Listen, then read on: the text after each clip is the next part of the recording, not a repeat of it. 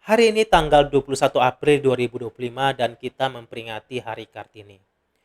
Kartini hidup dan berjuang kira-kira 100 tahun yang lalu, berjuang agar wanita bisa mendapatkan posisi yang layak dan juga bisa setara dengan laki-laki dalam berbagai hal termasuk pendidikan, pekerjaan, dan sebagainya.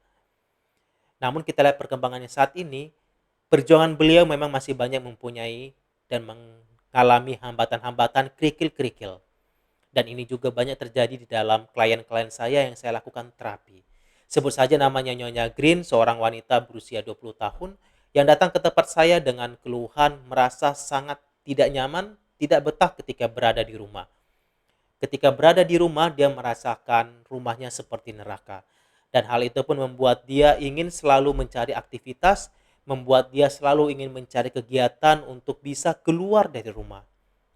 Dan yang tidak enaknya, ketika kegiatannya telah selesai dilakukan atau aktivitasnya telah selesai, harus kembali ke rumah dan dia merasakan, aduh, harus kembali ke rumah.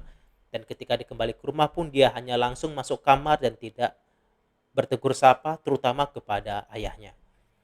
Dia mengatakan kepada saya bahwa ayahnya adalah orang yang sangat patriarkis sekali, yang tidak memberikan kebebasan atau ruang kepada si klien untuk mengemukakan pendapatnya atau untuk membicarakan apa isi hatinya.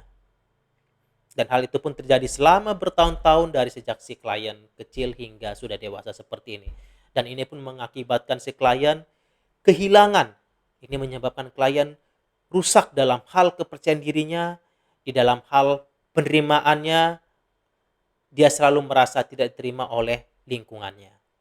Klien juga tidak punya ruang aman ketika dia berada di rumah dan selalu memikirkan bahwa pendapatku sebagai perempuan tidak penting, kalau aku bicara pasti salah. Aku harus menyesuaikan diri terus agar bisa diterima.